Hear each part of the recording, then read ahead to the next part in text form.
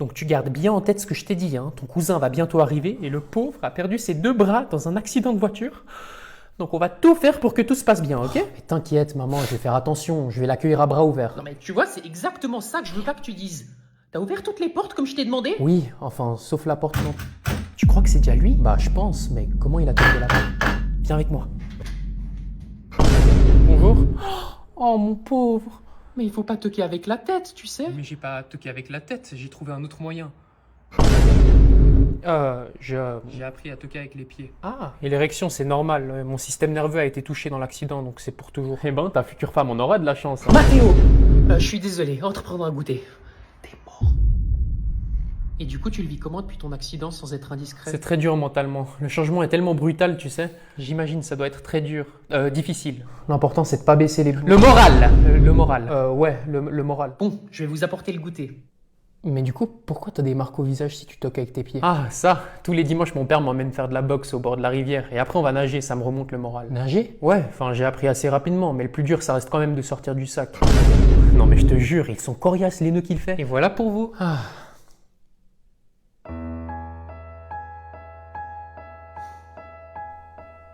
Mathéo? Je suis désolé, tu connais le dicton. Mathéo! Tu connais le dicton. Salut, ça va? Bah, tranquille, hein. T'as pris tout ce qu'il faut? T'inquiète même pas. Parfait, alors on y va. Bonjour les jeunes. Maman, je te présente Manu. On va aller dans ma chambre. Ok, amusez-vous bien. 10. Ah, putain, ça fait plaisir qu'on fasse ça ensemble. C'est la première fois que t'en fais? Ouais, mais ça a l'air super dur. Ok, bah commence doucement. Tu descends, mais pas trop vite, sinon ça fait mal. Ok, c'est bien. Tout doux. Et pousse. Pousse plus fort. Mais c'est dur!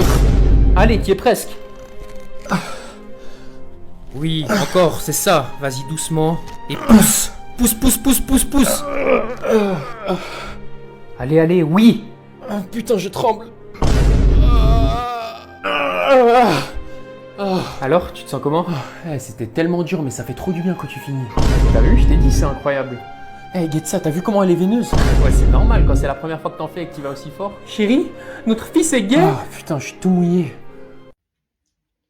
Mathéo, depuis quand tu fais tes devoirs au lit? Mes devoirs au lit? Comment ça? Oh, mais fais pas l'innocent, j'ai trouvé ta règle dans ton lit, c'est trop compliqué pour toi de faire des maths assis à une table.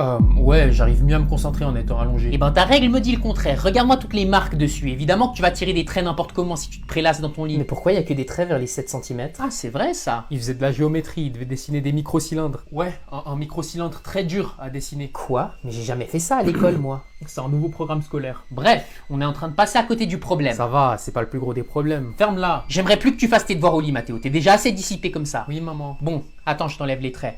Non, non, non, non. Oh.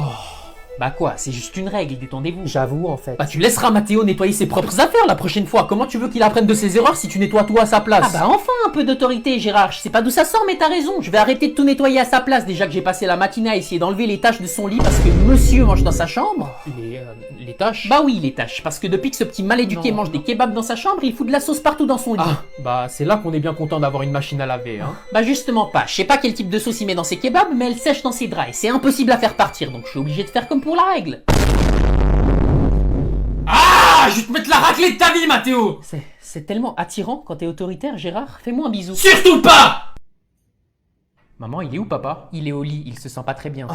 Toujours dans l'abus, ces hommes. Évidemment que quand nous on a nos règles, tout le monde s'en fout, mais quand monsieur a un peu de fièvre, c'est la fin du monde. Non, mais tellement. Tu vas où comme ça, Max? La prochaine fois, tu demandes avant de sortir de table. Attends, t'as oublié ton téléphone. Eh ben tant mieux s'il l'a pas avec lui, au moins il y restera pas 3 heures. Wesh, c'est trop bizarre, il l'a laissé allumer. Ah oui, on dirait sa fréquence cardiaque, ça doit être lié à sa montre connectée, non? En mode, il fait le mec Elsie, je suis morte. C'est clair qu'avec toutes les conneries qu'il mange, ça doit pas servir à grand chose. Eh ben, ça monte vite, hein. Il doit être en train de poser son meilleur classique, là. C'est clair qu'il pousse fort, là. Il doit être rouge comme une tomate. Ça dégoûte. Non, mais c'est pas possible, il est en train de faire un sprint ou quoi? Faut quand même y aller pour...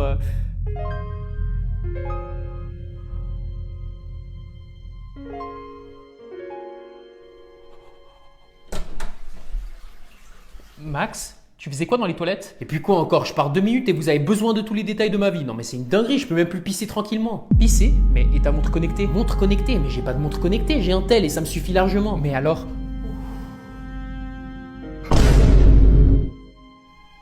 Bah alors, pourquoi vous faites cette tête? Je vous ai tant manqué que ça? Espèce de cochon!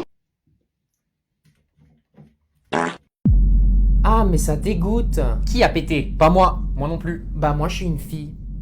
Le rapport? Les filles, ça pète pas, en fait. C'est vrai ça, en tout cas pas à table, et ça peut pas être Gérard non plus. Pourquoi pas? Parce que je connais l'odeur de ses pets, ça fait plus de 20 ans qu'on dort ensemble et je peux vous dire qu'il m'a asphyxié plus d'une fois. Donc non, ça peut pas être Gérard parce que ça ne sent pas le cachalot moisi. Eh, Donc c'est forcément un de vous deux.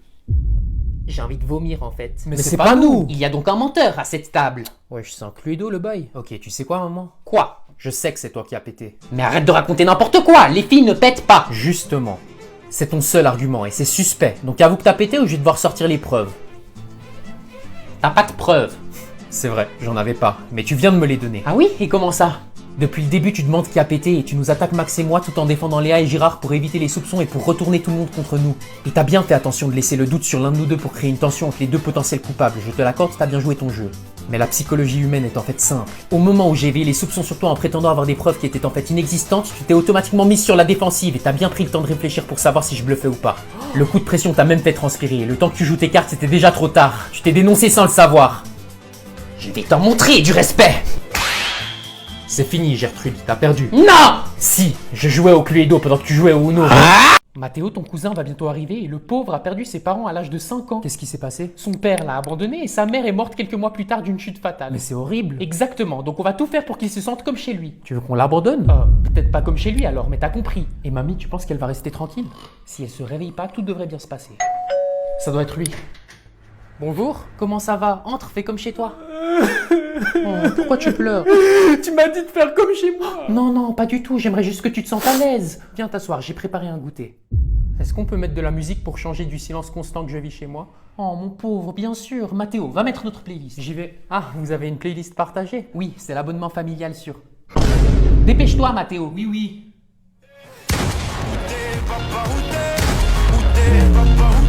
C'était pas si mal le silence au final. Elle est drôlement proche des escaliers, mamie, tu trouves pas?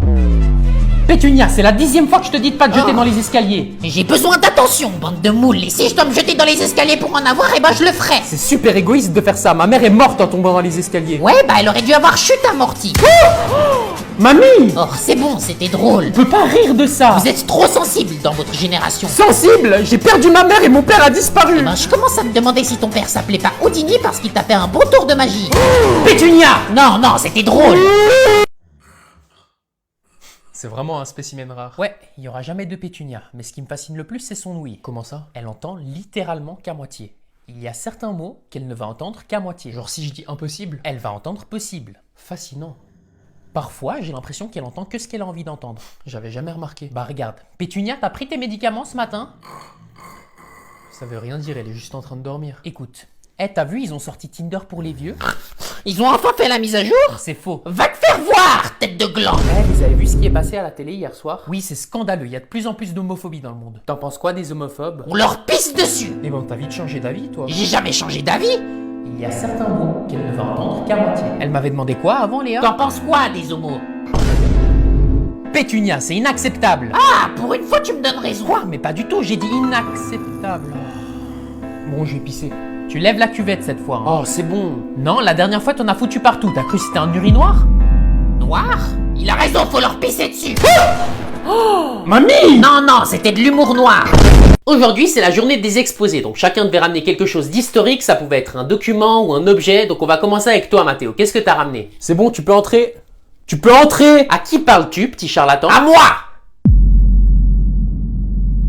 Ah, mamie. Donc laisse-moi mettre les choses au clair. Je vous demande de ramener un document ou un objet historique et tu me ramènes ta grand-mère? Exactement, bande de moules. Eh ben, je suis désolé, madame, mais tu vas devoir partir. C'est inapproprié. Respecte tes aînés, tête de gland. Vous trouverez pas plus historique que moi dans cette classe. Et t'as quel âge pour te permettre d'affirmer ça? J'ai 100 ans. Ouais, je suis là en mode créatif carrément. Eh ben, dis donc, t'es sexy, toi. Tu me passeras ton snap. Eh, c'est mort! Tu veux dire bientôt mort? Eh ben, j'aurais adoré, mais à la place, je me retrouve ici à devoir écouter des crétins comme toi. Moi, crétin, je pense qu'elle a pas vu mon bulletin de notes. Hein. Et j'ai pas besoin de le regarder parce que rien qu'à ta tête, je peux dire que t'es un fils à papa qui n'a pas d'amis parce qu'il passe son temps à réviser pour faire plaisir à sa maîtresse et qui a un tel manque de confiance en soi qu'il se sent obligé de rabaisser les autres pour se sentir mieux. Ouais, c'est ça, va pleurer. Peut-être qu'en essuyant tes larmes, t'enlèveras enfin tes lunettes parce que pour l'instant, tu ressembles à Milhouse des Simpsons et vous avez tous les deux un point commun, vous êtes des grosses victimes. Mais ça va pas? T'es une personne grotesque, sors de ma classe. J'ai pas fini, tu te sens intelligente avec tes grands mots? En tout cas plus que toi, parce qu'il faut vraiment être attardé pour porter un bonnet aussi hideux que le tien. Eh ben laisse-moi te dire quelque chose. J'écoute. S'il y a une chose que je sais sur les femmes de ton âge, c'est qu'elles ont peur de vieillir ou de grossir. Et faut pas être un génie pour savoir que tu te fais vomir, parce que tu ressembles à un spaghetti pas cuit. Donc j'espère que ça se passe bien avec ton mari à la maison, parce que ça te changerait les idées d'avoir autre chose que tes doigts au fond de la gorge. Peut-être je lui passais mon snap au final.